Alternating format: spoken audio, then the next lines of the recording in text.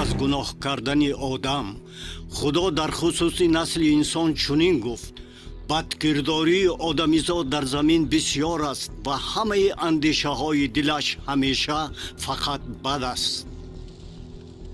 اما یک عائله در زمین هنوز به خدا باوری داشت. نوح در نزد خدا التفات یافت و خدا به نوح گفت: من آدمان را نابود میکنم، زیرا که زمین از دست آنها از زورآوری پر شده است. من آنها را با زمین یک جای نیست میکنم. برای خود از چوب جوفر کشتی اساز، لانه ها در کشتی بنا کن و آن را از درون و از بیرون قیر بمال و آن را این طور ساز: روی جفت از هر نوع حیوانات و 7 جفت حیوانات برای قربانی گناه جای می داشت. کشتی باید سیستم هوا تازه کنی و یک دری کلان می داشت. در دوام 100 ساله نوح همراه زنش 3 پسرش و زنهای آنها کشتی می ساخت. نوح و اهل عائله او نیز در آمدند. آیا باز کسی به این مکانی بهتر در آمد؟ نه، همین طریق خدا در را محکم کرد.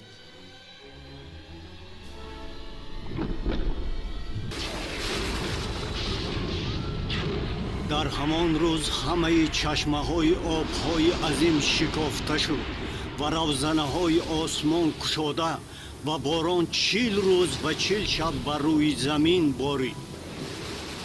این بدترین آفت طبیعی در تاریخ بود. پس از آن که اهل عائله‌اش و حیوانات از کشتی برآمدند، نوح پیش از همه چی کرد؟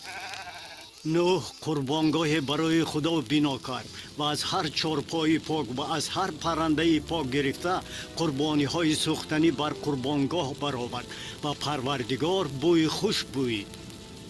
عدالت و مرحمت خدا دیگر نشدند. گناه هنوز هم مرگ را طلب میکرد. محض از همین سبب نوح خون موجودات بیگناه را ریخت و جسم آنها را در قربانگاه بین آسمان ها و زمین، بین خدا و آدم سوزاند. چون این قربانی ها به مسیح اشاره می کردند که باری به زمین آمده مزد حقیقی را برای گناه تأمین می کند.